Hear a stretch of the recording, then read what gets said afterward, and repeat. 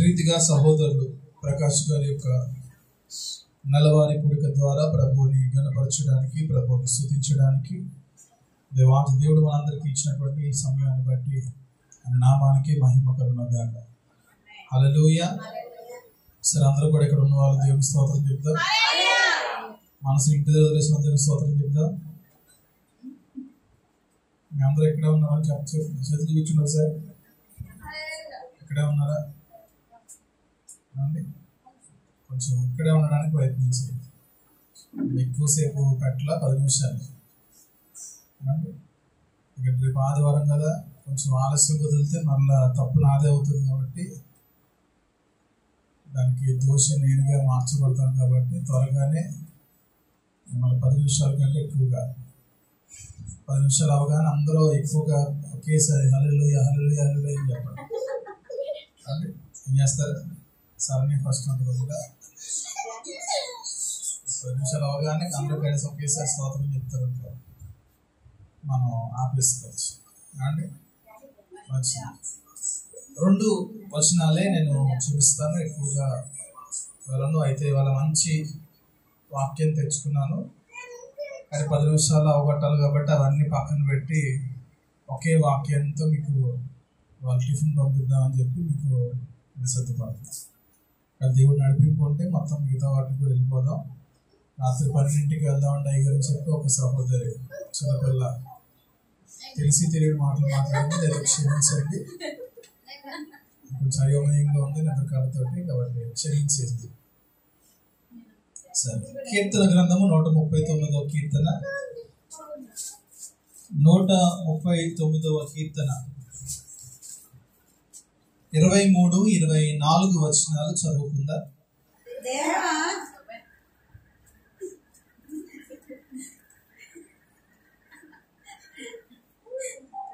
చదవండి.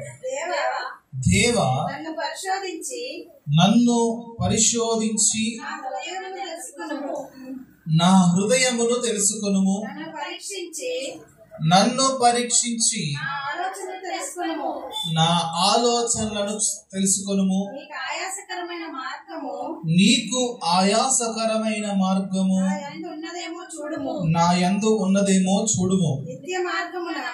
నిత్య మార్గమున నన్ను నడిపింపుము. చాలండి, చిన్న ప్రార్థన చేసుకుందాం.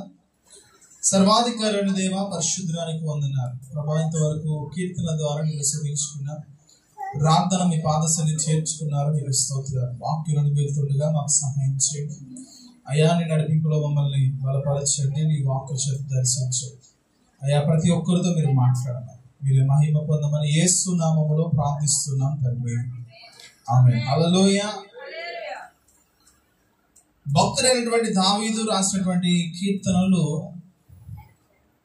దేవుని మహిమపరిచేవిగా, దేవుని యొక్క ఘనతను కొనియాడేవిగా, దేవుని యొక్క బలాన్ని, దేవుని యొక్క శక్తిని, దేవుని యొక్క ఔన్నత్యాన్ని, ఆయన యొక్క మహిమను, ఆయన ఆలోచన శక్తిని పొగిడేవిగా అనేక కీర్తనలలో మనం చూస్తూ ఉన్నాం.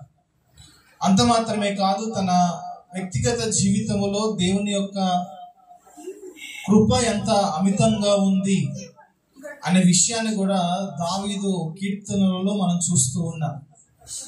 అయితే ఇక్కడ రాసినటువంటి కీర్తనలో 139వ కీర్తన భాగములో ఆఖరి 2 వచనాలు అందరూ మాట్లాడడానికి, అందరూ పాడడానికి, లేదా అందరూ ప్రభు ఎదుట ఈ వచనాలు పలకడానికి ధైర్యం చాలనటువంటి మాటలుగా కనబడుతూ ఉంటాయి.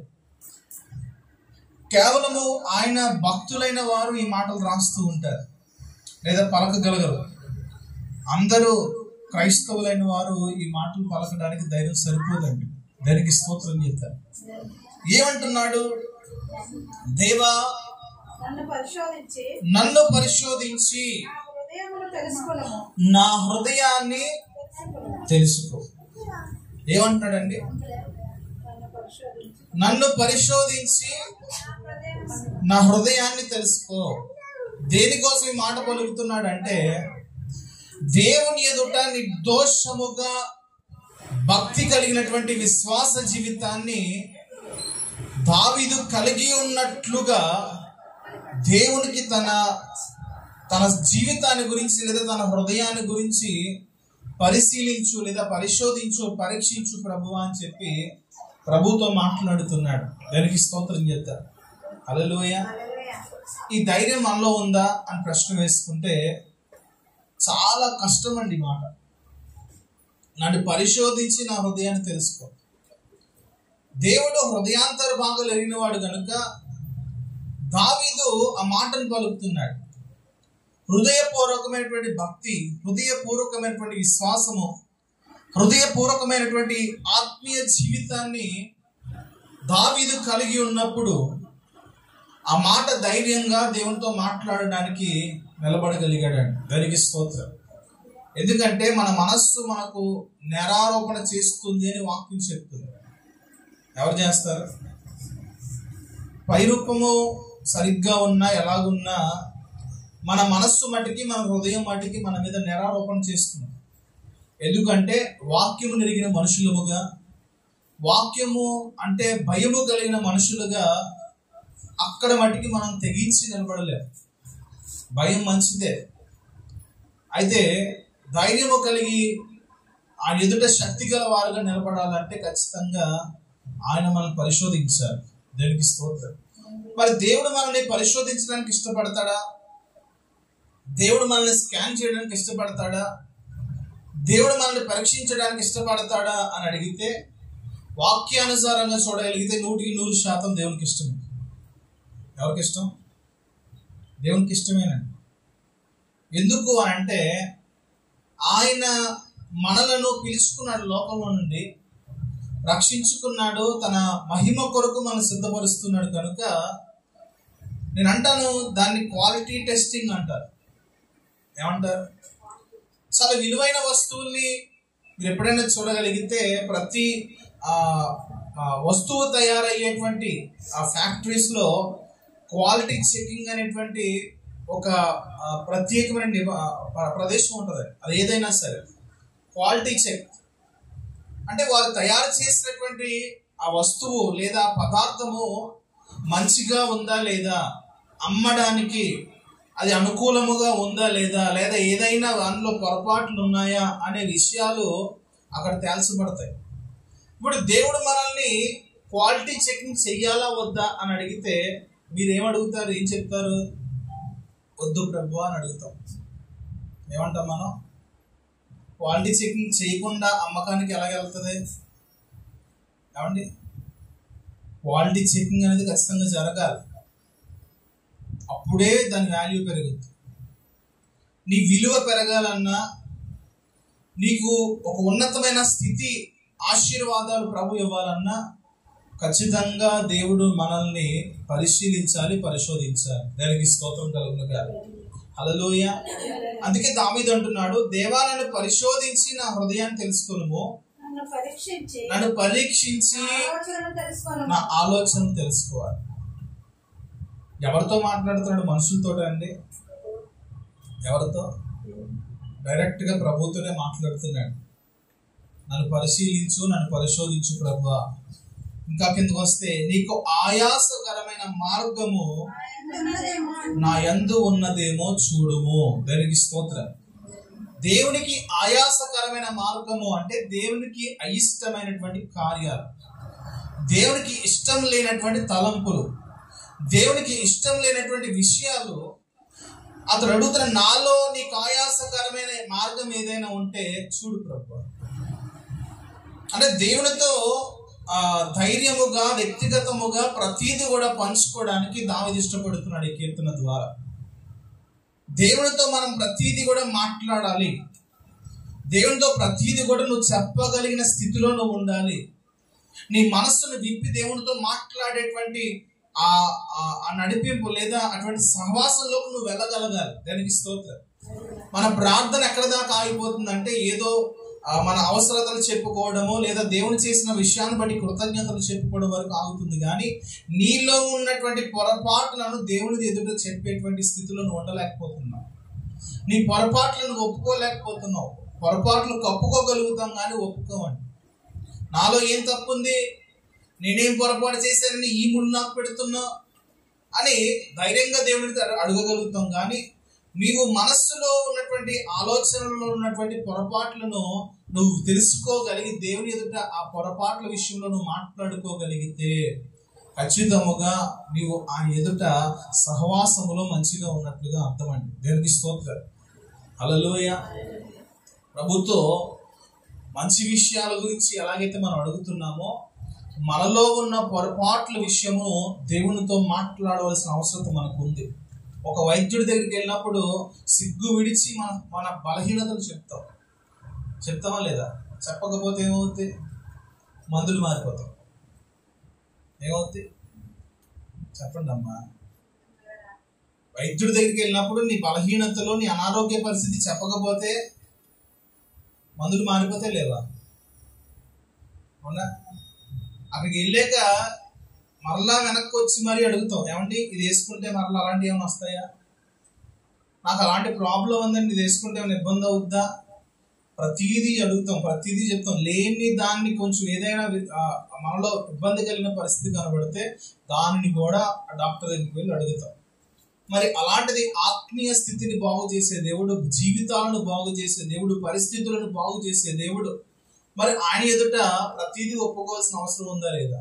ఆయన పరమ వైద్యుడు. ఎవరండి ఆయన? ఏ వైద్యుడు ఆయన? పరమ వైద్యుడు. ఆ బలహీనతలలో ఆయన ఎదుట ఒప్పుకోగలిగినప్పుడు ఖచ్చితంగా నిన్ను ఆ స్థితిలో నుంచి బయటికి లాగగలిగిన దేవుడు ఆయన. దేవునికి స్తోత్రం. హల్లెలూయా. సమరయ స్త్రీ విషయంలో మనం చూడగలిగితే యేసు ప్రభు వారు ఆ విషయాన్ని బయట పెట్టేశాడు. బయట పెట్టినప్పుడు ఆమె ప్రతీది కూడా ఒప్పుకుందండి. ఏం చేసింది? ఒప్పుకుందా లేదా? ఒప్పుకుంది. అయితే యేసు ప్రభు వారు ఆమెకి నిజమైనటువంటి సంతోషాన్ని ఇవ్వడం ప్రారంభించాడు. ఆమె దాన్ని పొందుకోవడానికి, దాన్ని తీసుకోవడానికి ఇష్టపడింది. ఆమె కలిగి ఉన్నటువంటి పూర్వపు స్థితి తన జీవితంలో ఆనందాన్ని ఇవ్వలేకపోయింది. ఆమె కలిగి ఉన్నటువంటి పూర్వపు స్థితి తన జీవితం నిజమైన సంతోషాన్ని ఇవ్వలేకపోయింది. కనుక యేసు ప్రభు వారి యొక్క ఆ కృప వలన ఆ నెమ్మది అనేది తన జీవితంలో మొదలైందండి. దానికి స్తోత్రం. ఆమె అక్కడే ఆ నెమ్మదిని పొందుకోకపోయి ఉంటే తన ఊరిలోకి వెళ్ళి ఆ విషయం చెప్పేది కాదు. అవునా కాదు? దేవుని ఎదుట నువ్వు నెమ్మది ఎప్పుడు పొందుకోగలుగుతావు అంటే నీ పరిస్థితిని మాట్లాడినప్పుడే. దానికి స్తోత్రం. దేవుని ఎదుట నీ మనశ్శాంతి రావడము, లేకపోతే నీ హృదయము సమాధానంగా మార్చబడాలంటే ఖచ్చితంగా సమరయ స్త్రీ మాట్లాడిన విధముగా మన జీవితాలలో దేవుని ఎదుట మనం మాట్లాడాలి. మనము కొన్ని భారాలు మన హృదయాల్లో పెట్టేసుకున్నాం, కొన్ని భారాలు మన ఆలోచనలో పెట్టేసుకున్నాం. ఈ మనస్సు ఆ భారాలతో నింపబడినప్పుడు దేవుని ఎదుట నువ్వు ఆ పరిపూర్ణముగా దేవునితో మాట్లాడేటువంటి పరిస్థితి నీకు రాదు. హృదయపూర్వకముగా దేవునితో మాట్లాడేటువంటి ఆలోచనలు నీకు రావు. ఏదో కొన్ని విషయాలు నీ అవసరతను బట్టి మాట్లాడగలుగుతామేమో కానీ ఆయనతో మనస్ఫూర్తిగా ఒక పరమ వైద్యుడితో మాట్లాడినట్లుగా మనం మాట్లాడలేకపోవచ్చు. కనుక దేవుని ఎదుట ప్రతీది కూడా ఒప్పుకోవాల్సినటువంటి అవసరత మనకు ఉంది. అది ఒప్పుకోవడమే మనకే శ్రేష్టం, అది చెప్పడం మనకే శ్రేష్టం. ఎందుకంటే మనుషులైతే మనం అవమానపరచొచ్చేమో, మనుషులైతే మన బలహీనతలను బట్టి మనం తక్కువ చేసి చూడొచ్చేమో, కానీ నీ దేవుడు, నువ్వు సేవిస్తున్న దేవుడు అలాంటి వాడు కాడు. నువ్వు సేవిస్తున్న దేవుడు నిన్ను క్షమించగలిగిన వాడు. నేను సేవిస్తున్న దేవుడు నీ పరిస్థితిని మార్చి చక్కపరచగలిగిన వాడు ఆయన. దేవునికి స్తోత్రం. అందుకే అన్నాడు, నీ ఆయాసకరమైన మార్గం నా యందుందేమో చూడు ప్రభువా, నిత్య మార్గమున నన్ను నడిపించు. ఏ మార్గంలో నడవాలి? నిత్య మార్గము అంటే ఏ మార్గం? అది దేవుని రాజ్యానికి వెళ్ళే మార్గం. ఏదో కొన్ని రోజులు నడిచేసి మానేద్దాం, కొంత దూరం వెళ్ళి ఆగిపోద్దాం, ఈ మార్గం కాదు. అది నిత్యము నువ్వు జీవించడానికి ఏ మార్గం అయితే ఉందో ఆ మార్గములో దేవుని హస్తాలు మనం పట్టుకుని మనం నడవాలి. ఆయన మన హస్తాలు పట్టుకుని మనం నడిపించాలి. మార్గం ఒకటే. అని అన్నాడు, నేనే మార్గము, నేనే సత్యము, నేనే జీవమై ఉన్నాను. త్రోవ ఒకటే ఉంది, నడువుడు ఇదే త్రోవ అని వాక్యం శబ్దం వినబడుతుంది. అనేక త్రోవలు లేవు, ఒకటే త్రోవ ఉందండి, ఒకటే మార్గం ఉంది. ఆ మార్గమే నిత్య మార్గము. ఆ నిత్య మార్గములో దేవుడు మనల్ని నడిపించాలంటే ఆ మార్గములలో దేవుని హస్తాన్ని పట్టుకుని నడవడానికి ఇష్టపడాలి. దేవునికి స్తోత్రం. హల్లెలూయా. దేవుడు మనల్ని పరిశోధించడము, దేవుడు మనల్ని పరిశీలించడము, దేవుడు మనల్ని పరీక్షించడము, ఇవన్నీ కూడా మనకు మేలే. ఏమండి? అయితే పరిశోధించినప్పుడు కొన్ని నొప్పులు రావచ్చు, పరిశోధించినప్పుడు కొంచెం బాధ రావచ్చు, కానీ ఇవన్నీ కూడా నీ జీవితంలో భవిష్యత్తులో నీ విలువ పెంచేవే. దేవునికి స్తోత్రం. మరొక మాట చూసుకుందాం. యోబు గ్రంథము 23వ అధ్యాయం 10వ వచనం. యోబు గ్రంథము 23వ అధ్యాయం 10వ వచనం. నేను నడుచు మార్గము ఆయనకు తెలియను, ఆయన నన్ను శోధించిన తరువాత నేను సువర్ణము వలె కనబడుదును. దానికి మహిమ కలుగునుగా. యోబు ఎంత విశ్వాసంతో మాట పలికాడు చూడండి. భయంకరంగా నలగొట్టబడుతున్నాడు యోబు గారు. ఎలాగా తెలుసా? యోబు చరిత్ర ఎంతమందికి తెలుసు? ఎలా నలగొట్టబడ్డాడు?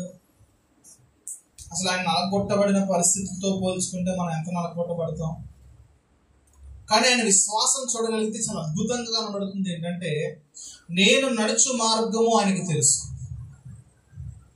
ఎవరికి తెలుసు? నువ్వు సేవిస్తున్న దేవుడికి ఏం తెలుసు అంటే, నువ్వు నడిచే మార్గం ఆయనకి తెలుసు అన్నాడు. ఆయన నన్ను శోధించిన తరువాత నేను సువర్ణము వలె కనబడతాను. అంటే ఒక నిరీక్షణ కలిగి సంతోషంతో ఈ మాట చెప్తున్నాడు. శోధన అనుభవిస్తూనే ఒక విలువైన మాటను యోబు మాట్లాడుతున్నాడు. నేను శోధించబడిన తరువాత, మనం శోధించబడిన తరువాత, ఆ శోధన కాలము తర్వాత, ఆ శోధనలో నువ్వు నిలబడగలిగితే, ఆ శోధనను నువ్వు జయించగలిగితే, ఆ శోధనలో నీ విశ్వాసాన్ని, నీ భక్తిని, నీ నిరీక్షణను నిలబెట్టుకోగలిగితే ఆయన నిన్ను సువర్ణముగా తీసుకొస్తాడు బయటికి. సువర్ణం అంటే ఏంటంటే అమ్మా, మనందరూ బంగారం అంటే ఇష్టం కదా? ఇష్టం లేవా? ఇష్టమా కాదా? యేసు ప్రభు బంగారం ఇష్టమా కాదా? ఏ ఇష్టం?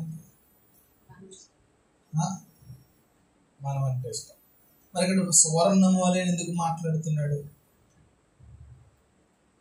సువర్ణము వలె ఎందుకు మాట్లాడుతున్నాడు? బంగారానికి విలువ ఎక్కువ, మనిషికి విలువ ఎక్కువ? అంటే ఎవరికి ఎక్కువ విలువ? సువర్ణము అనే పదాన్ని ఎందుకు వాడుతున్నారంటే, కొన్ని కాల్చినప్పుడు అవి పాడైపోతాయి. ఏమవుతాయి? ప్లాస్టిక్ కానీ, లేకపోతే కాగితాలు కానీ, చెక్క కానీ, మట్టి కానీ, ఇవన్నీ కాల్చే కొద్దీ ఏమవుతుందంటే పాడైపోతాయి. కొన్ని లోహాలు ఉంటాయి, ఆ లోహాలు కాల్చినప్పుడు తన పరిస్థితిని మార్చేసుకుంటాయి పూర్తిగా. కానీ బంగారానికి ఉన్నటువంటి వాల్యూ ఏంటంటే, అది ఎంత కాలితే అది అంత పర్ఫెక్ట్గా పైకి రాదు. ఏమవుతుందండి? బంగారమును బైబిల్ ఎందుకు అంత ఎక్కువగా చూపిస్తుంది కొన్ని విషయాలు అంటే, బంగారము కాలే కొద్దీ 916 అంటారు చూసారా?